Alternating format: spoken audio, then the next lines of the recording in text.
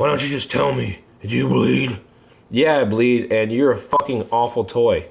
Oh, look, you're actually standing. Ladies and gentlemen, today's in-depth review is of the Batman vs. Superman DC Comics Multi-Universe Armored Batman. Let's do this. So start off with the packaging. Packaging is supposed to sell you the product, and this does. Open windows so you can see the toy that you're getting because there's any paint defects. So you have the window, there's a yellow background.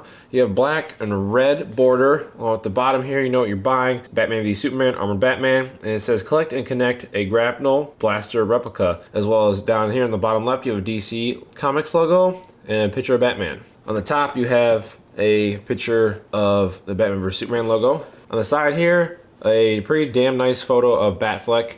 On the bottom, the toy you're getting. I'll get close for the text here. Pause it if you'd like. On the back, at the top right, you have Armored Batman. Top left, Batman v Superman logo. You have your DC Comics Multi-Universe text. I'll get close to show you. Pause it if you'd like to read that. And it also says your Batman Grapnel Blaster. Collect all 8 figures to build the Grapnel Blaster. And it says 1 through 8. And right now we only have 4, 5 through 8 are coming soon. There's a bunch of mumbo jumbo at the bottom nobody cares about. On the other side you have a window, DC Comics Multi-Universe, Batman v Superman. It's got a nice little lithographic type thing going on. There's a bottom nobody cares about. Something I really noticed, the trending now, they're doing little cutouts on the corners to save a little bit of money. I kind of like that. I don't know. I think it's cool. So let's open it up.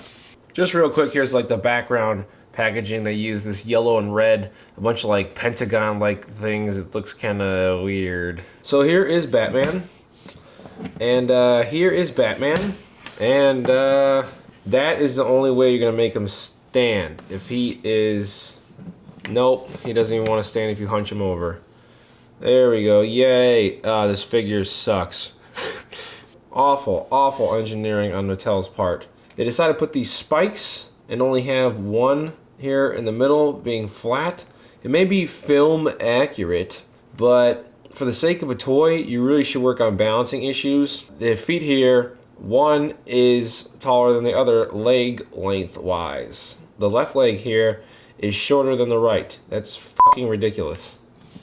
I hate this damn toy. Oh my god, it's totally going back to the store. Mafex is coming out with a Batman armored up, even though Mafex has some quality issues. The reason why this guy is falling so much is because his cape is so thick, it's so heavy. If they used a fabric, they'd be fine. They decided to use a rubber, and that's gonna happen. It's gonna happen a lot. So I'm talking about his head, it's I mean, it's okay. It doesn't really look like Ben Affleck. It kind of just looks like a dude wearing a Batman suit. Head moves on a 360 for that articulation. Shoulders go up, like around. Arms do not go backwards because of the Batman gear. 90-degree elbows. Ugh. Even this top shoulder piece, man, it's hard to move. There you go. Now I gotta move, and now I can move around and stuff. Oh man, this figure is very underwhelming. Hand goes in a 360. It's a pretty nicely tight joint. Torso on a 360. You can sit down in a chair.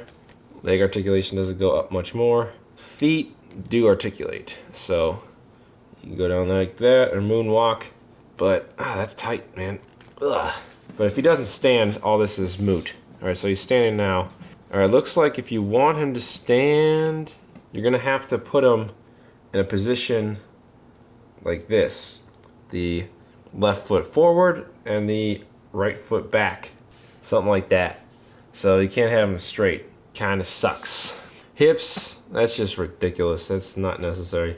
He is Jean-Claude Van Batman. It's almost embarrassing how like loose that is. I don't really understand the big deal for this much articulation. Does he have thighs that move? Even that. See, I don't even understand the thighs that move. I don't know. So we're gonna talk about the detailing. This guy is okay. It's really not that great. It's an okay sculpt. They probably could have done a better job. I guess for 20 bucks you can't go wrong. But the lighting here is pretty damn dramatic. In real life, looking at the naked eye, looking at this guy, it's oh, it looks like he even has some chest articulation, if I gotta say about that. But it's just all very gray.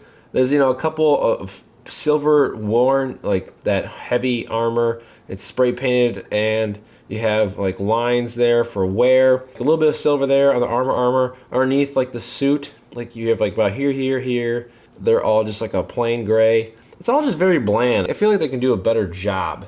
They have the trademarks right there on the cape. it's a good place to put him. For the paint also, he has his bat belt. It's like a gold. The detailing kind of stops there.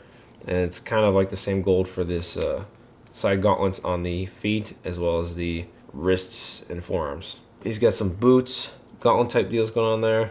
Is the knees, articulation. I like the kneecap and the armor there. It's a pretty good idea. But if this guy can't stand, he's pretty damn useless. Like he's standing now. All right, so I have him situated like that. God, that's pretty bad. Look at that. Waiting on the dance floor for someone to dance with. This figure sucks. Here's the gun it comes with. You have on the handle here, so it's a nice little grip as well as the little like, looks like a shotgun underneath attachment he has. That's really nice. Besides that, it looks very bland. You have the word China there. Lovely. On top here, the ridges, that's okay, I guess. But I don't know. This is you know, it could have benefited from like a couple sprays of some silver or some kind of worn type deal. Maybe around the tip there of the gun. I mean, this is just a pretty bland paint job. The sculpt's okay though. So I'm gonna set him up with the gun. All right, so this is like the only way he's gonna be able to grip it. I'm just gonna show you in one arm before I do the dual. It sucks. This like arm extending portion of the gun, it's bending either if you go on the inside of the wrist or if you go on the outside of the wrist. And it's just garbage. It's garbage. I mean, look how he's holding it. So if you want to bring it in here, you really, oh God. If I can barely do this, there's no way in hell kids can do this. Dude, I don't think that can go on there. Oh, he's gonna shoot himself in the hand. That's the only way he's gonna grip it with two hands. This gun does not go in. It just doesn't go in. You're gonna break the gun. Look at how much it warps.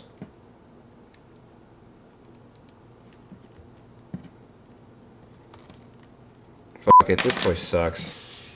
This is the Batman gauntlet gun piece it comes with. It pretty much goes on the side to hold some like poison darts or some shit. So nothing really special here. All right, so armored up Batman is the tallest out of all four of these guys.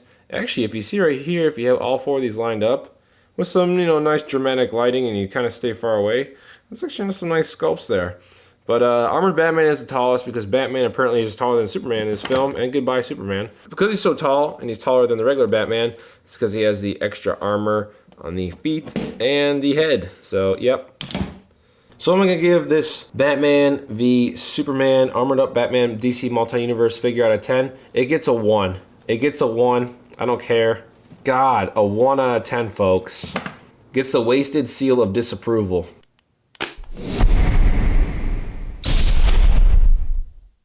This guy is pretty damn embarrassing. Yep, that's how he's gonna be all the time. All the time. We made it. Where are we going? Where are you taking me? So the first thing we have is this Hot Wheels Batman and Batmobile. It's $3.99. It's kind of cute.